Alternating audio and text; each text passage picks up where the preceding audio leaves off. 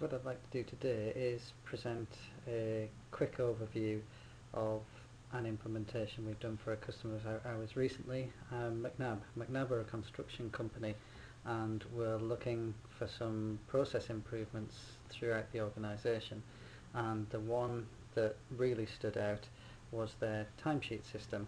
So this is an overview of their SharePoint JobPac integrated timesheet system.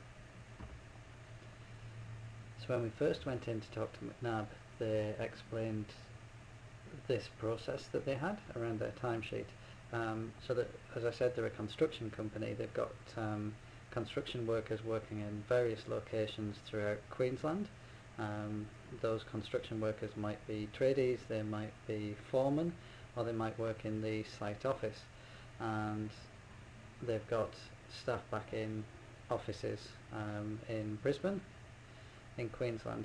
So the situation they described is they were using a paper-based system to submit timesheets. Now they were filled out day to day, week to week by each of the different groups of users, and they might be faxed in, they might be posted, they might be handed in to the payroll department. So at the end of the month, you can imagine the payroll department had a huge mountain of timesheet entries that they had to go through, and not only was that very time consuming, it was also a very laborious task and fraught with errors, obviously typos as they're being typed in, transpositional errors, etc. Ultimately, each of those paper timesheets were typed into the computer. They were put into Excel spreadsheet, which in itself was a bit of a bind because we had three different operatives all working on different versions of a spreadsheet, and then somebody had to reconcile that into one single spreadsheet before ultimately it was then uploaded to JobPac, which is their time and payroll system. So a very disorganized process with obvious areas that could be improved. So I took a look at that and saw that they were already using Windows SharePoint Services 2007 for their intranet, and decided to develop for them a timesheet application based on SharePoint that would automatically create the Excel spreadsheet that could be uploaded to JobPac, so saving them quite a lot of time in the process. So the system was developed on SharePoint 2007, but it also works in SharePoint 2010, and it works on an iPad. So this quick demonstration is going to show you all of those things working together. We'll use a quick screenshot for the 2007 system, but I'll show you live how it works in 2010 and on the iPad. Okay, so a very quick overview of the Visual Studio project for the techies amongst us. So here we've got the solution, and what you can see is in the very first project here we have all the SharePoint assets. So we've got the list definitions for each of the supporting lists that are going to be created in SharePoint. So as an example there is the cost code project. So here we've got the cost code module, which shows us how we want that list to look and what views we want on that list when they get created. And there's a list instance within that module as well. And the same for the job numbers, the timesheet entries themselves, and the submission is the thing that wraps up a timesheet entry. So as the user enters time, that time automatically gets added to a timesheet entry list, and then when the user at the end of entering all their time in for that week decides they want to submit their timesheet, they get a submission, an item is created in the timesheet submission list. Okay, so that's the SharePoint structure. Then we've got the controls. So we've got a single control here, which is the Office Timesheet Record User Control, which is displayed on the, if you're familiar with SharePoint, the DISP form for the timesheet submission list. Moving on, we've got a repository project within which we define where we get all our data from. And we've got a repository per SharePoint list. The thinking there is if we ever needed to decouple a SharePoint list and use a SQL Server database or some other source instead, we would just have to replace the repository class, not the whole application. That repository class then maps onto business objects through a set of custom mappers, and it's the business objects we use in our presentation layer, whether that be the user control that we see in the controls class here, or whether that's one of the web parts that we use to support the process. So there's two web parts that support the process. One is the export timesheet, so when you finished the week and everybody submitted their timesheets, you click a button in a web part and it creates a spreadsheet that can be uploaded directly to JobPac. Then secondly, we've got the timesheet summary web part. So a supervisor can go into the timesheet summary web part, and when they look at it, any of their reports, they'll get progress against their timesheet.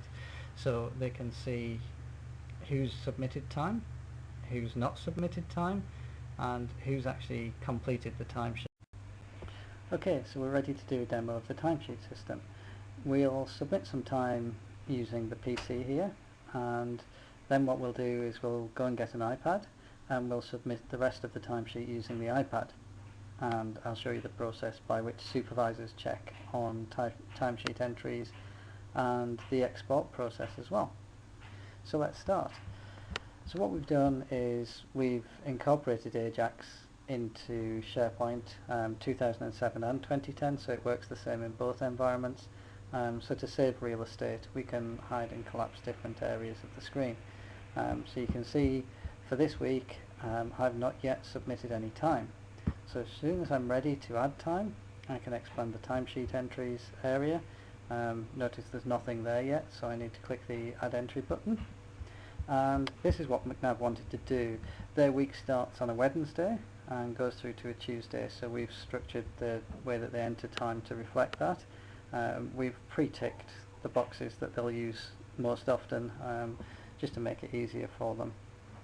So let's just say I've been working in the IT department Wednesday through Friday, and I don't need to enter a cost code for IT.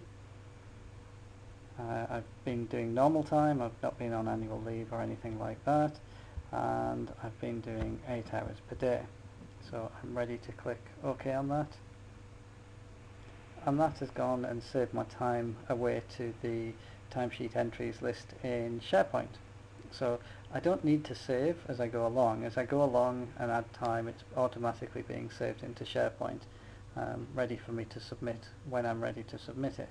And it's automatically hidden that section as well. But if I expand that down, I've now got what I'd expect to see. I've got the time I've entered so far, and I'm able to edit or delete items from it as necessary. So I'll just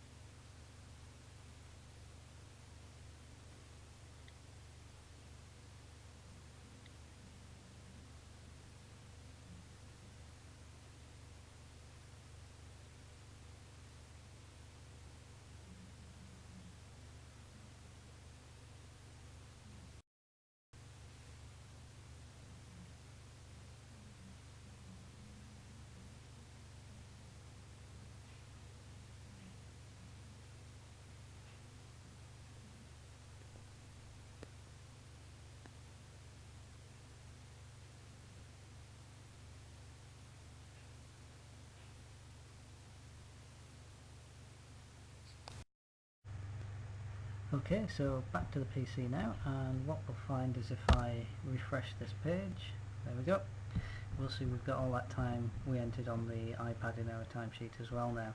and we'll just go and look at the entries and make sure that's what we put in. Yep, Brisbane defects, 8 hours a day, excellent. So now we've got all the time in we need, we're ready to submit the timesheet. So I have to tell the system who my supervisor is, although in subsequent weeks it will remember that from last week and automatically populate this page. And then I'll also use this template, this spreadsheet, and I'll also use this timesheet as a template for next week's timesheet, so that when next week comes around and I reload this page, I'll automatically have the time entries I submitted last week in for this week. So for people whose jobs don't change too much, they don't even have to enter time each month, they just have to click the button and say OK. So there we go, I've specified my supervisor that I want to use this as a template. Any notes I want to send to my supervisor I can put in here, and then I'm ready to submit. Okay, so we get the confirmation message back that the timesheet's submitted. So now if I go into the admin side of the application and show you how that works, I'll do that by going back to the home page where I've added a couple of links. So I've got my timesheet administration section here, and what we can see is the user I was logged in as has submitted a timesheet which has not yet been approved by their supervisor, and a quick overview of what's in that timesheet. If I want more details on that, I can click the edit button and I'm able to actually edit that timesheet on behalf of the user. I can add entries as well if I need to. I'm not going to do that, I'm happy with it how it is, and I'm going to click accept. So now that it's been approved, it actually becomes available to the export routine that creates the spreadsheet. So you can see I've put the web part on the same page here, so I can now click export. And what the export routine's gone and done is it's gone and looked at any users we have defined in the system, and for any of those users that have submitted a timesheet that's been approved, it's created the spreadsheet. So what we can see is it's processed one user's timesheet which had 5 records on it, and there were no timesheets that had been submitted that were unapproved.